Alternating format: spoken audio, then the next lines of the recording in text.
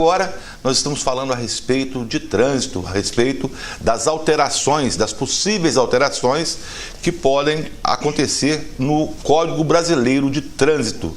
Para falar sobre esse assunto, estamos recebendo aqui nos nossos estúdios a presença da doutora Alessiane Sanches, que é advogada especialista em direito de trânsito. Já falamos sobre o DPVAT no início do bloco, não conseguimos, na verdade, esgotar todo o tema, e tem causado aí muitas polêmicas, desinformações, desencontros de informação. E aí nós estamos aqui justamente tratando desse assunto e acredito que nesse programa nós não vamos esgotar a questão do DPVAT, né? Que é necessária, como a senhora colocou, e é uma perda muito grande para o transeunte, para a pessoa que está aí interagindo no trânsito. Exatamente. No meu ponto de vista, né, porque a gente traz, né, o que a gente pensa, acredito que quem vai mais perder é aquele que está lá na ponta, ou seja, a parte realmente mais fraca. Mais fraca. O Chico deixou uma pergunta. Vamos mudar um pouquinho de assunto, porque a gente tem outros temas a tratar. São muitas as mudanças propostas, principalmente pelo governo Bolsonaro, né? Com abrandamento aí das punições, né? Estendendo um pouco a pontuação para a suspensão ou até a cassação da habilitação, também com relação à retirada de algumas exigências. E o Chico deixou uma interessante aí no final do bloco passado, que trata justamente sobre essa questão das alterações. Vamos recuperar aqui, né, Narbal? Lembrando também a você que nos acompanha aí, esse programa ele passa 9 da noite, 7 horas da manhã. Se você perdeu o primeiro bloco, está chegando agora, está interessado pelo assunto do que a gente falou a respeito de DPVAT, é só se preparar para ver uma das nossas reprises, ou então, se for mais conveniente, acessar pelo YouTube, youtube.com/TV Assembleia MT. Agora, o outro assunto que eu quero abordar é a respeito da questão dos radares. Estão funcionando, não estão nas estradas, as pessoas precisam se preocupar com multa, qual o valor da multa, como é que está isso, doutora? A gente tem que saber que tínhamos aqueles radares, né, que ou seja, estavam em condição de licitação ainda, que não, que de qualquer forma estão funcionando, até pela questão de cumprimento de contrato. Quando houve essa questão de vamos tirar radar das rodovias federais, é importante frisar isso, tivemos lá um senador que ele tem um embate muito grande com o governo Bolsonaro, que ele é do Espírito Santo, né? Então, o senador Contarato, ele entrou judicialmente pedindo para recolocação e foi recolocado muitos radares de volta. No estado do Não, a questão federal. Rodovias federais, que é o caso. Inclusive, até a questão do DPVAT também, ele está de frente nessa situação. Contrário à extinção. Sim, também, porque ele é um delegado, foi, né, na condição de delegado, que militou com a condição de trânsito, então ele é muito atuante na área de trânsito.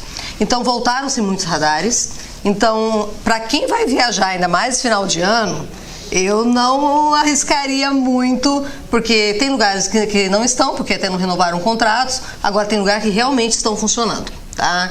Agora, uma coisa importante também, saber, os radares que a gente vê em rodovia, são a questão daquele portátil, móvel é bem pouco, porque as pessoas às vezes confundem os radares também, né? Uhum. O estático é o mais comum. O estático é aquele que fica lá, né, naquele tripé. Aí existem pessoas que ficam perto dele e as pessoas falam, nossa, mas não é nem um agente de trânsito que está operando o radar. Então, ou seja, ele poderia fazer isso. Aquelas pessoas geralmente são de empresas que na finalidade estão lá mais para cuidar realmente do radar do que para fazer qualquer coisa, que eles não precisam ser operados. Eles não precisam de agente de trânsito para poder operar eles, aqueles estáticos. Vou até voltar uma coisinha, que quando você fala da questão do radar, nas rodovias, então cuidado, tem lugar que realmente está funcionando sim, tá? E o pior são as pegadinhas, né? E quem anda pelas rodovias aí, pelas BRs, sabem disso. É muito comum nas BRs. Sim. Nas estradas, nas rodovias estaduais também acontece. Que o radar, você está andando a 80 por hora, de uma hora para outra passa para 40. Daí você não anda 5 quilômetros, tem uma placa de 40 km por hora. E às vezes não tem nem placa, né? E 100 quilômetros, pouco passa para 60. E você sabe, que quem roda por aí sabe que isso acontece sim. placa de sinalização do radar, que também é uma coisa, não sei se isso é justo, se cabe a essa argumentação. E também radares... a questão daqueles que ficam escondidos. Então, você nem vê o radar. Aí a gente tem que entrar realmente numa resolução que é a 396, que trata sobre os radares. Existe sim a possibilidade de um estático ele não estar visível, mas para isso tem que ter uma sinalização. A questão do radar fixo, ele não precisa falar que tem um radar. As pessoas pegaram essa informação lá de trás, que aonde existe radar tem que estar escrito, ou seja, fiscalização eletrônica. Não tem. Você tem que obedecer a sinalização. Obedeceu a sinalização, o radar não vai conseguir te pegar. Agora, lógico, se estiver faltando uma sinalização, aí sim você faz um recurso demonstrando, porque quando falta a sinalização, é importante você ter tocado esse assunto, Narbal, porque não tem sinalização na via, não está falando que é 90, não está falando que é 80, se não está falando, a gente tem a gente tem a questão primária, que é a lei de trânsito. E lá na lei de trânsito, quando você pega na parte de velocidade, diz, olha, se você estiver em rodovia, em pista simples, tal veículo, tal, é tanto. Se você estiver em pista, ou seja, dupla em rodovia, e também já sofreu alteração essa velocidade. Então, se eu não tenho a placa, eu sou obrigada a me remeter ao Código de Trânsito Brasileiro e pegar aquela velocidade. Aí o agente de trânsito também vai ser obrigado a dizer que no local... Aí que vem as formalidades do auto de infração, que as pessoas às vezes deixam passar batido. Aí ele vai ter que colocar, ou seja, que existia ou não existia a placa no local, ele vai ter que fazer esse complemento quando se tratar de radar. Então, não tem placa, o que o Código de Trânsito me diz? Porque daí ele serve como a nossa referência. Existe placa, então é aquela que eu tenho que obedecer, independente do que o Código de Trânsito me diz. Agora que a preocupação que o Chico colocou realmente é preocupante, porque isso pesa no bolso. E eu quero acreditar que a maior parte dos brasileiros, embora o nosso trânsito é um dos que mais matam no mundo, as pessoas não saem de casa para matar no trânsito. Sim. Ainda mais final de ano, sai com a família, né? A gente sabe que tem os excessos de alguns e não vai acabar por conta de radar. É lógico que o radar ele intimida, ele evita, né? Avisa, enfim. Mas a preocupação maior é nós tentarmos ter uma certa paz no trânsito, segurança, né? A questão da direção defensiva e evitar esses excessos. Eu acho que a questão como é que fala? De medidas educativas seria o mais interessante. Ou não funciona para brasileiro? Não, a questão não é que não funciona para brasileiro, Narbal. A questão é que nós temos uma condição cultural que a questão educativa ela não é implantada de certa forma, porque se você pega uma questão de escola, onde um professor ensina que a criança tem que passar na faixa de pedestre, ensina esse bonitinho, aí a criança depois ela vai ali fora, ela tenta achar onde está a faixa de pedestre e ela não existe. É verdade. Então é uma informação com uma não possibilidade de adequação e que vai virando um problema. Você percebe, existem países aí, ou seja, super desenvolvidos, que a velocidade é tanto, o pessoal anda na velocidade tanto, e não precisa ninguém fiscalizar. É uma questão que a educação é a única forma de resolver. Só que não é essa educação que às vezes a gente vê isolada. Tem que ser realmente uma educação bem centrada. Você percebe que existem lugares que a faixa de pedestre está lá e os veículos param? Já vi que realmente param. Agora, tem lugares em Cuiabá, que é onde a gente está falando aqui, ou ainda em Várzea Grande, que está mais próximo, que não param. Mas quando você olha essas faixas de pedestre que as pessoas param, você percebe também que antes disso a prefeitura, os agentes de trânsito, eles passaram um bom tempo naquela implantação ali, ou seja, de prontidão, tipo, para, não para. Aí vai chegando um momento, a pessoa que sempre tem aquele trajeto, ela começa por si só a já parar. Até capivara sabe disso aqui, na região daqui. Não só ele, até o jacaré, você viu o jacaré também? Na faixa, desculpando a brincadeira, mas é verdade, você viu? Passa na faixa. Toda capivara na faixa. Então, educou. Tem lugares que mesmo já sem a presença da prefeitura, o pessoal que já começou a parar naquele outro, já começou a parar. Você já percebeu que isso aí já está começando a acontecer? É verdade. Mas por quê? Porque começou realmente a pegar firme nessa fiscalização. Então eu acho que dá certo, mas também tem que ter uma boa vontade do governo. Doutora, isso. Qual o valor das multas aplicadas por meio de excesso de velocidade? Houve um tempo que era R$1.000, ela ainda está assim? Como é que está isso? Então, qual velocidade você quer passar? Não, eu não quero tomar multa nenhuma, eu quero passar dentro da lei. Porque, mas eu estou preocupado porque... Bom, depende. Até 20% da velocidade... Acima da velocidade. Exatamente, ou seja, a velocidade da via é 60, só que... vamos imaginar aqui uma Fernando Correia que tem um radar ali de 60. Você passando até 67, você não é autuado. Por quê? Porque a própria lei já diz que para esse tipo de radar dá-se o desconto de 7 quilômetros, então cai para 60. Isso se você tiver até 100 quilômetros. Se você tiver mais do que isso, eles dão um desconto de 7%. Isso para o radar tanto fixo, quanto para o portátil, quanto para o estático. O único que tem uma diferença é o móvel. O radar móvel tem uma diferença que eles dão um desconto de 10 quilômetros. Aí houve até um erro bem grosseiro que a TV anunciou e continuou anunciando. Se você for lá em Varzagrande, ainda está acontecendo. Que iam ser instalados radares móveis. Aqueles que o agente aponta não são radares móveis. Aqueles lá são portáteis. E o portátil são 7 quilômetros e não 10. Eu falei, ó, na hora que a pessoa discutir esse ponto aí, ela está falando para mim que é móvel. Se é móvel, se eu tiver a 69, eu ainda estou certo. Agora, se é no portátil, eu poderia estar no máximo 67 para cair para 60. Então, assim, a informação, ela tem que realmente ser uma informação. E a gente viu a própria guarda falando, dando entrevista a respeito, são radares móveis. Lá não são radares móveis. Mesmo porque radar móvel só pode ser usado em via rural, em rodovias. Que é o quê? Um veículo fiscalizador acompanhando o fiscalizado. Então, esses são ali na levar uma infração média, tá? Você, vai pagar aí uma média de R$130. De 20% a 50%, você já leva uma infração grave que você já vai pagar uns 200. Agora, se você levar acima de 50%... Do limite de velocidade. Exatamente. Ou seja, você já ultrapassou aquela possibilidade da permissão, aí nessa situação ela é gravíssima. Além disso, ela é multiplicada por 3, que vai para R$880 e suspensão do direito de dirigir. Então... Automaticamente, por essa multa sim, só. Automaticamente, lógico, você tem direito à defesa. Sim, mas só por essa multa. Exatamente. Não leva em consideração o número de pontos que você tem no trotuar. Nada. Eu estou ali na Beira-Rio, e na Beira-Rio tem aquela lombada que diz 40. Eu passei, percebido, passei a 60 e pouco. Suspensão do direito de dirigir. Só com ela.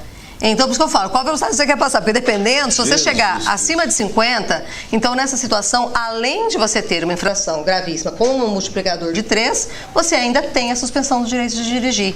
São as chamadas infrações específicas. Existem várias infrações específicas no Código. As que mais existem são relacionadas a motocicletas. Sem capacete, farol apagado, menor de 7 anos, motocicleta. Farol apagado e já, sem querer interrompendo, já interrompendo, até porque nosso tempo está bem já corrido ali. Eu quero até pedir desculpa ao telespectador, que esse dia alguém me perguntou, o Chico já me cobrou isso aqui, que eu não deixo o Chico falar e aí eu fico interrompendo também o entrevistado. Mas se eu não interromper, o programa dura 3 horas, né? Se depender de mim, por exemplo, duraria 6 horas o programa dele. Bem que você gosta de falar pouco. Você também quase não fala, né? Então, e a doutora quase não conhece o assunto.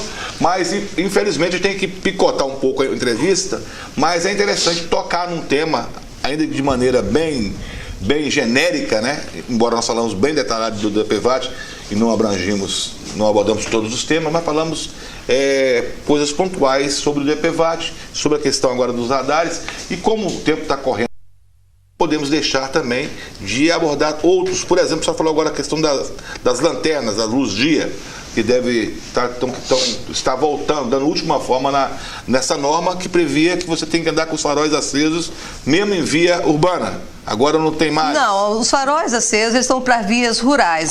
Agora, faróis de motocicleta em qualquer lugar. Certo. Este sim não tem essa história não.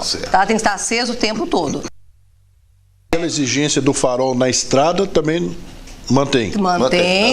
Mantém-se a exigência, a não ser que a via ela for com característica urbana. Vamos imaginar... Distrito Industrial ali, por exemplo. Então, aí que se analisa. Tem todo um aspecto que já está demonstrado pelos próprios órgãos, ou seja, quais vias rurais têm característica de urbana para poder não ser autuado. Então, agora, via rural mesmo, ou seja... É a rodovia que passa mesmo, na área rural da cidade. Na dúvida, fora do perímetro urbano. Tem uma rodovia que passa dentro da cidade, como a gente, daqui para Rondonópolis, a gente vê bastante isso. Então, ou seja, é uma via rural, ou seja, com característica ali naquele momento de urbana. Ali daí não teria necessidade. É por isso que tem que estar bem atento onde é que está abrangendo isso. Outro tema, cadeirinha também das crianças. Cadeirinha para Então, é outro que eu tenho certeza mais assim, do que a absoluta, que não tem como passar isso no Congresso. Porque aquela história de que, mas se você não é capaz de proteger seu filho, não vai ser uma lei que vai proteger. Na verdade, não é eu que estou protegendo meu filho, é o Estado protegendo a criança, é diferente. Porque tem até uma campanha que foi feita por um pai, ou seja, ela insistiu e eu deixei, e ela morreu.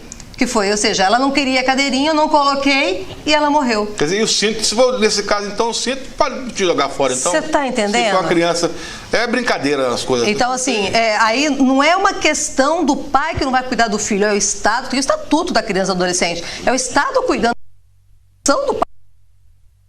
Isso aí foi um dos rebuliços maiores que existiu. Ou seja, previne, não precisa... Né?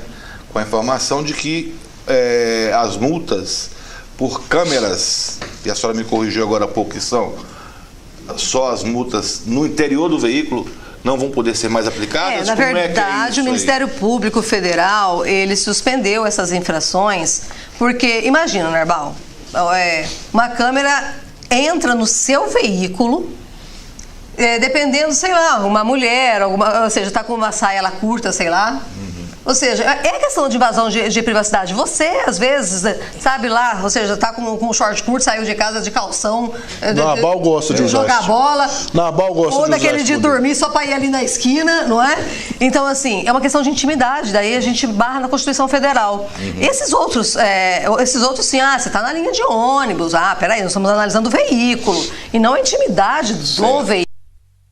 Vamos ver o que vai dar isso aí ainda no final da história, né? Nesse momento, o Ministério Público optou, ou seja, por essa decisão de que não pode ser fiscalizado no interior dos veículos. Doutora, a gente não pode deixar... Ou você já ia... Fala. Não vai me provocar, mas a gente não pode... Dar o retorno da colocação que ele fez aqui. A brincadeira que eu fiz com ele, a gente brinca assim. Mas a gente quer falar um pouquinho a respeito da questão do bafômetro. Como é que está funcionando? É obrigado a fazer ou não é? Vamos esclarecer para a população aí. Para fins administrativos, ou seja, perca de carteira, é a mesma coisa. Você soprar ou você não soprar, tá? Porque se você recusar, você leva uma infração gravíssima multiplicada por 10, quase R$3.000, suspensão do direito de dirigir por 12 meses. Se você soprar e acusar, a mesma coisa. Só que já está tendo entendimentos divergentes disso na seara judicial. Inclusive, até no Contrandif, também está tendo até na administrativa já. Que a recusa, apenas não, eu não quero fazer. A recusa pela mera recusa, nessa situação, não teria sentido você estar na sua condição aparente normal. Você se submete? Olha, eu não quero me submeter, então você vai ter sua carteira suspensa por 12 meses. Por quê? Cada situaçãozinha, cada bico daquele bafômetro custa R$2 para o Estado. Você tem condições total, ou seja, está visível que você não está com odor etílico, você não... Para que então fazer isso? Então, judicialmente, a gente já chegou, até no STF, a ministra Carmen Lúcia já falou, a recusa pela mera recusa, sem nenhum tipo de justificativa plausível por aquilo, não seria o ideal ser aplicado a infração. Porque qual que foi a intenção do legislador quando falou, você não quer fazer, então recusa? É porque você não quer fazer, porque realmente você está demonstrando que você ingeriu bebida alcoólica e não quer fazer. Então, nessa situação, nesse momento está muito tumultuado isso, mas praticamente hoje, se eu recusar, Alessiane, o que vai acontecer? Praticamente hoje, sua carteira vai ser suspensa por 12 meses, você vai levar uma multa de quase R$3.000, vai poder ter que ficar sem dirigir por esse tempo. E aquele argumento de que ninguém é obrigado a fazer prova contra si mesmo? Na verdade, na Constituição Federal não está escrito dessa forma, né? Existe um pacto, né, de São José da Costa Rica que fala a respeito disso aí. Mas lógico que alguns juízes entendem dessa forma. Ou seja, eu não preciso fazer. Aí vem alguns outros que contradizem e falam, tudo bem, você não precisa fazer em relação a você, mas você está colocando em risco uma condição geral. Ou seja, qual que é? A supremacia do interesse público. Então daí começa essas divergências. Então isso é um tema que a gente precisaria de um programa só para poder falar isso. Adoraria. Nós, se Deus quiser, vamos ter a oportunidade para fazê-lo numa outra data, porque infelizmente o Chico tomou tempo de todo o programa. A doutora metade, o Chico a outra metade. Nós ficamos por aqui. Gostaria de agradecer a participação de todos vocês, pelo carinho, pela audiência e, sobretudo, a participação da doutora Alessiane Sanches, né, que nos acompanhou, que nos deu essa aula a respeito das novas alterações no Código de Trânsito. E eu agradeço e já convido para uma próxima oportunidade. Olha, acredite que todas as vezes que eu for convidada, eu estarei aqui porque a gente tem que passar informação, falta muita informação. E pior, a desinformação, porque tem pessoas que passam coisas erradas à população e acredita-se naquilo que está sendo passado. Então, só convidar, com certeza estarei com você. Praticamente eu e o Chico, né, porque você quase não fala nada, e o Chico estaremos aqui. Ainda bem que o pessoal sabe que não é verdade, né, doutor? Chico, e por falar em desinformação, o nosso papel é fazer a informação. Você que gosta de dizer isso aí, o nosso papel foi cumprido? Emissora pública tratando de temas de interesse público. Mais uma vez fizemos a nossa missão. Nós ficamos por aqui. Eu encontro você num próximo encontro. Fiquem com Deus e até uma próxima oportunidade.